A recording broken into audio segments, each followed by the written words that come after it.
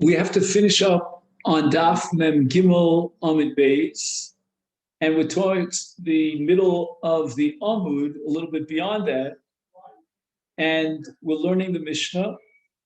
We're up to Mosif Malo Chafna, and you'll see that approximately, I would say, 12 lines up from before the bottom of the Amud. So on Yom Kippur, in addition to the two Haktaros that are mentioned earlier, that take place every day of the year, there's a special Haktores on Yom Kippurim as a third Haktara, which is called Malo Chafna. Now, in order to appreciate where this Torah came from for the Malo Chafna, we go back a little bit earlier to the Mishnah that speaks about the different parts of the Torah during the entire year. The Torah was made, as we said in the previous year, of 11 different types of samimonim. Now, if we'll start with the first group, because we're going to divide up into groups, that's made up of Natav, Shcheles, Chelbana, Levona, and each one of them had a mishkal, a weight of shivin mana. That's a massive value. The mana is equal to 100 dinrei kesef. Then we go to the second group, and we go down a little bit in the volume. That's more k'tzia shibolas nev karkom. Each one of them had 16 mana. Then there's something called kosh that had 12 mana. Ki nomon had 9 monim. Ki lufa, shalosh monim. And if we add all these numbers together, the mishkal of everything together is 368 mana. Now, there are only 365 days in a year. After they combined, they mixed together all these different samimonim, and then they did a shchika, and they pulverized all these minim. They were makriv a mishkal mana, half shachris, half bein arbayim. So one mana in weight each day of 365 days of the solar calendar, solar year, and therefore they had a surplus of 3 manim. That surplus of 3 manim from all of the Torahs that they had prepared for the entire year was designated for the Kohen Gadol's Malo Chafna B'Yom Kippurim, in which as we've discussed in the past, the Kohen Gadol would scoop up Malo Chafna, which fits into his hands, maybe on top a little bit, and so forth, and he would bring that into the Kodesh Kodashim. That would be the third Haktorah of Ketores for that day. Now the Mishnah says that there's a difference in the substance of the Ketores, the whole year round, versus Yom Kippur. B'chol Yom Haya Haisa Daka. The Torah says in Shmos Perek Lamed, V'shachachtu mimenu hadek. So you do a ketisha, a grinding and crushing, till it's very, very thin, dak, and v'hayom. But as far as today is concerned, which means Yom Kippurim, there the Torah says, Umalo chafnav ketores samim daka, adding an extra daka to the Malo Chafnaim to teach us that those 3 manim that we said were surplus, that were earmarked for Yom Kippurim, have to be daka min daka. They have to be super duper daka, meaning really crush them down till they're almost a powder. Now the Mishnah mentions 3 contrasts, 3 differences between the avoda of the Kohen Gadol and Yom Kippur and the avoda of the Kohen, of all the Kohanim during the balance of the year. Number 1, in terms of where they went up and down the kevesh. In the case of the Kohanim during the course of the year, the aliyah of the Yerid of the kevesh was as follows. We're talking about the Mizbeach HaChitzon, of course. B'chol yom Kohanim olim b'mizracho shel kevesh, the Yordim v'marav.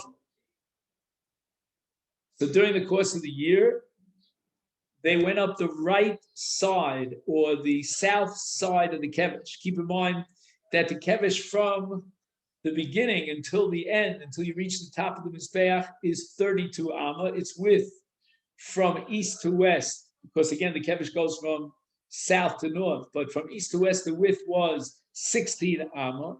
The kohanim would go up on the right side of the kevesh, and out of the, let's say, if you want to call it the width of the kevesh, they would be close to the right side, up to Eser Amos from the right side. But in any event, they now go up the Tzad Mizrah of the kevesh. Why? And the answer is because the Maracha, the Eish on the Mizbeach, was on the Mizrah side. So that it would be ridiculous for the Kohanim to go up the Ma'ariv side and have to go all the way around to get to the Eish on the Mizbeach. So that when they walked up the Mizrah, immediately when they turned right, they were right there at the Maracha. And also keep in mind, we have a principle that Kol Pnios Tapona Lo Yehi Elo Yamin.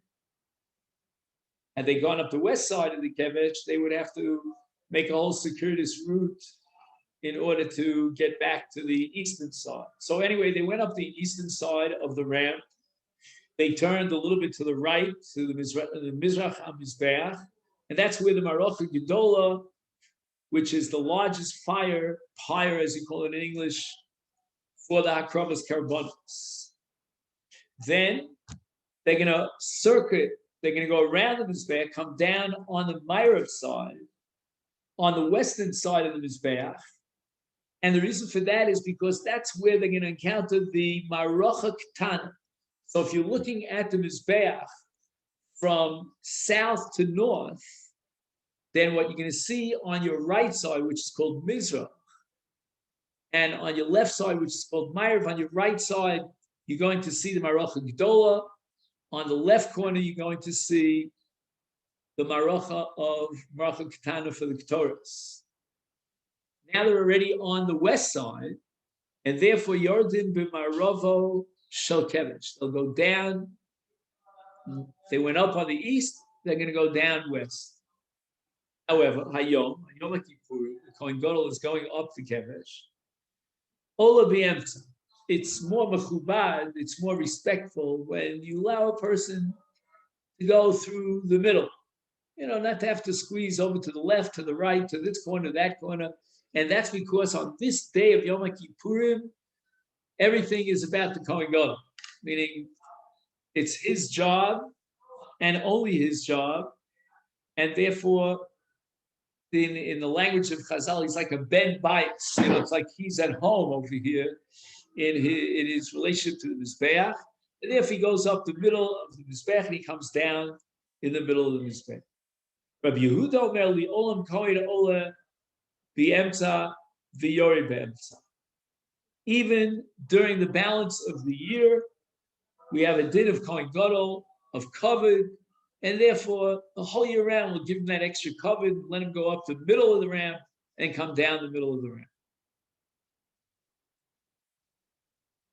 We are now up to the second of three contrasts between Yom Kippur and the rest of the year. The Chol Yom Kohen Gadol Mekadesh Yodav Ragel Ben Akiyah. So it was a kiyar, and there were spouts towards the bottom, and you would open up the spouts, and you would put your feet and bend over your hands there. And that's true for all Kohanim and Kohen Hedjed, and for the Kohen Gadol. That's during the rest of the year. But on Yom Kippurim, they had a special flask, shells of, was made of gold. They would fill it up, and then the Kohen Gadol would use that flask to pour onto his hands and his feet for Kiddush Yadayim Raglayim. And that's all a manifestation of covet for the Kohen Gadol. Rabbi Yehuda Omer Liolam the whole year round. This is Rabbi Yehuda, consistent to what he said before with regard to the Aliyah and the Yerida of the Kohen Gadol, the Kevesh. He goes in the middle the whole year round. And so too, he uses this special flask that's made of gold the whole year round, instead of like the other Kohanim, they have to take the water from the Kiyah. Now we're up to number 3, the third contrast between the whole year round and Yom Kippurim is how many fires are there on the Mizbeach. Now we're going to see a number of shitos in terms of how many fires there were during the course of the year, but the bottom line is, as far as Yom Kippur, everybody agrees, that's universal, that we add an extra Baruch. What is the number to which we're adding the Baruch? That's the subject of this sugya, of this machlokas. So according to the first sheet of the Tanakama, B'chol Yom Hayasham Arba Amarochos, there were 4 fires on the top of the Mizbeach HaChitzon. One is the Marocha Gedola, which, as we said before, was on the Mizrachis Dromis side. And that's where they were maktir, the Evrei, Hatomim, and subsequently on a daily basis, all the other korbanos. So this is Mizrachis Dromis. Now we get to the second fire on the Mizrach, Marocha Shnia. That was on the Maravis Dromis, meaning directly across a beeline to your left, on that left corner. That was where they placed the Marocha Shnia, otherwise known as Marocha Ketana. And that's where they would heat up the Gecholim, the coals for the Ketores, that would be brought and be muktar on the Mizbeach HaPnimi. Now we get to the third Marocha, and that's called L'kiyuma Eish. There had to be extra fire to make sure that there was always fire on the Mizbeach, and if at an event the one fire would go out, they would use that fire. So it was an extra spare fire, and that's called Marocha Shlishis.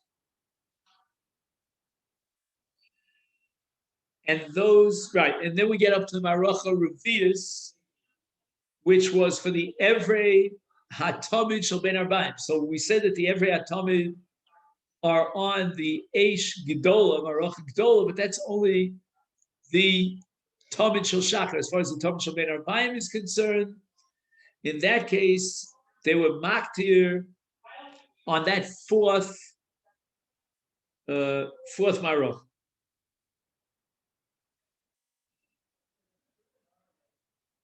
And if you want to situate the Marocha of the Gecholim for the Ketores, you would put it in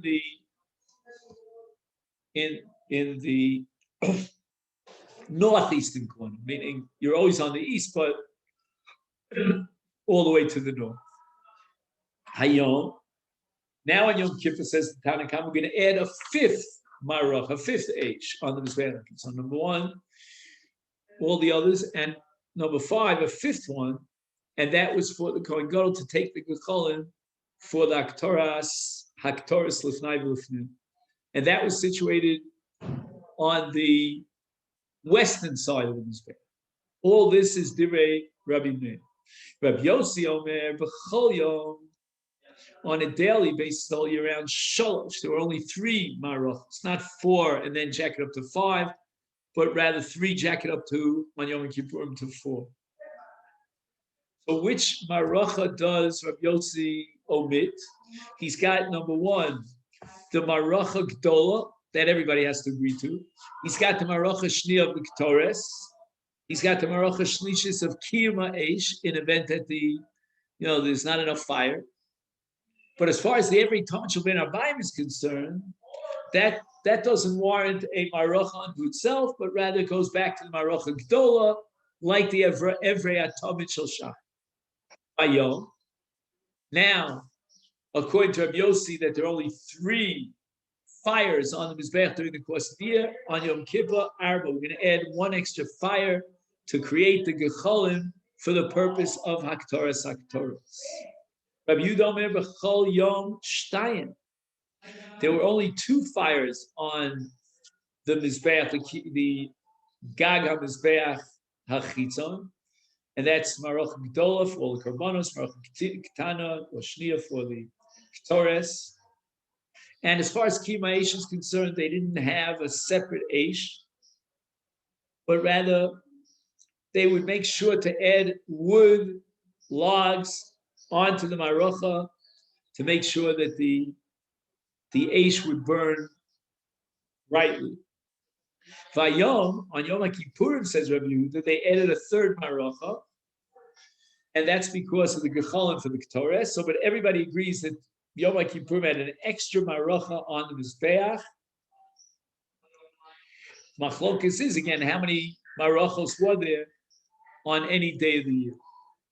The Gemara now focuses on the Mamaris. You remember that after the Kohen Gadol shechted his carbon, his Arshal Kohen Gadol, he would then hand over the Mizrach with the dam in it to a person who's in charge of doing Mamaris, to constantly mix the dam so that it shouldn't coagulate. And the Mishnah says that where was this Mamaris located? None other than the Roved Haravi in the Azorah. In the Azorah. Vaksiv, the Torah says in the Parsha of Avodas Yom Kippur Kohen Gadol, V'chol Adam lo yeh ba'oel.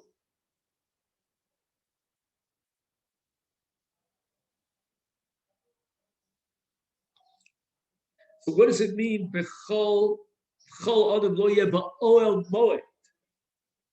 The Oel Moed is identified with the Heichal. And we cannot have anyone in the Oel Moed, meaning in the Heichal, when the Kohen Gadol is busy with his avodah. So you see that at the time of the Aktorah, there was no one else around in the Azor.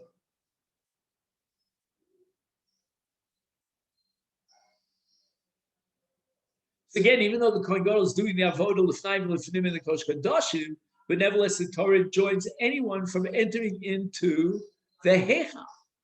The Heichal and the Kosh Kadoshim are like very closely bound together. It's an extension. So how could it be that the Mamares, who's mixing up the dam, is situated in the Roved Arvi in the Heichal? No one's allowed to be in the Heichal. The Kohen Gadol is going with Nai V'Lefnim. Omer Rabbi Yehuda, to me, we should change the girsa in the Mishnah. Shel Heichal.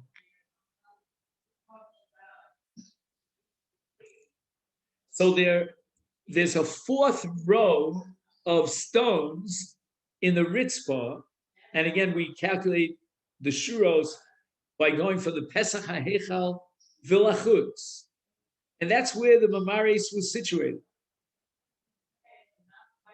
So the Mamaris himself was not inside the Heichal; he was actually outside the Heichal. Tana Rabbanu, we learned in the Brisa, B'chol Adam lo yeh b'ol moed, and then the end of the pasuk says, "B'vo'o lechaper b'kodesh ad seiso." Afamim dalid yachol. I might think afilu ba'azora. Maybe there's a din of prisha that no one's allowed to be anywhere in the vicinity, the greater vicinity. Not just does he enjoy from the heichal, he's enjoying even from the azora. Talmud lo b'ol moed. And only the Heichal and the Kodesh Kodashim are classified and called Oel Moed. So the Brisa wants to know, does this din apply in Mishkan, in Migdash, in both? Ainly Ela B'ol Moed Bamidbar. I would only know that this Kiyum applies. Or I shouldn't say kiyum, maybe we call it an isur, right? The isur being available inside the Oel Moed applies in the Mishkan in the Midbar. That's called an Oel Moed. Because after all, in the Mishkan, it was not a structure made out of stone. It was made out of wood, the crushim, and the coverings over the Urias HaOel. These are all wood. And therefore, In Midbar, we can call it Oel Moed. That's the term Oel Moed is appropriate exclusively for the Mishkan in the Midbar. So now the Brisa wants to know, but Shiloh ubeis olamim minayin. How do we know that in those years that the Kohen Gadol on Yom Kippur was going with Nai v'lifnim in the Mishkan of Shiloh, or Beis Olam, meaning after Shlomo Melech established the Mikdash in Yerushalayim? This would also apply to Bayit Sheni, by the way. Minayin, how do we know that there's a din preacher b'shas havoda? Talmud Lomar Bakodesh. The pasuk says Bevo lechaper Bakodesh. Any place that's considered kadosh, it has a din of preacher b'shas havoda, and Mishkan and Shiloh have that status. Ainli ela b'shas haktorah. Does this isur only apply when the Kohen Gadol is in the Kodesh Kadosh doing the Aktar, but then he goes out of the Kodesh Kadosh, b'shas matan damim, he takes the dam of the par and the sa'ir and he mixes them together. And he does hazah not only in the Kodesh Kadoshim,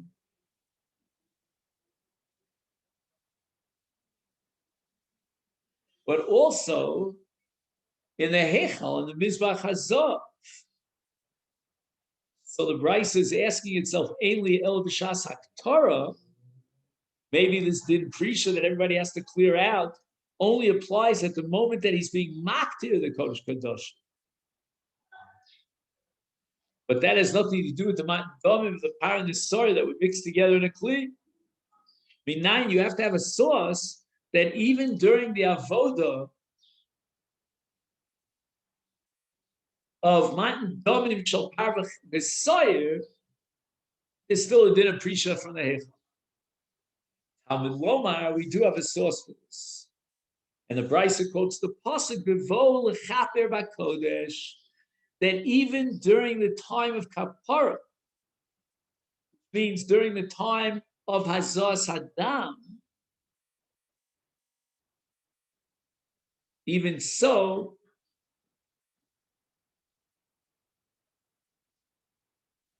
there's a din of prishim and ahechel. So again, in the Havmina, we wouldn't have known from the din of prishim b'shas haktoras that there's also a din of prishim b'shas matan damim of parvis soyer. And for that, we need the extra pasuk bevo lechaper to teach us that even during the kapara that is achieved through azas adam, there's still a din, a requirement of prisha, and the word lechaper is redundant. It's coming to teach us about the avodas hadam. Ainli ela b'knisaso b'yitziyaso b'nayin. How do we know that everyone has to clear out of the heichal, and that's a special din b'shas avoda? How do we know it applies up until the moment that he actually leaves the heichal, b'yitziyaso? That there's a din of prisha until he leaves completely. Talmud Lomar ad say so. This is teaching us that the din of prisha applies until he finishes his yitzir. Okay, then. So tomorrow's daf will be Mem Daled B'Yirtzeh Hashem, and that's where we're going to pick it up. Thank you.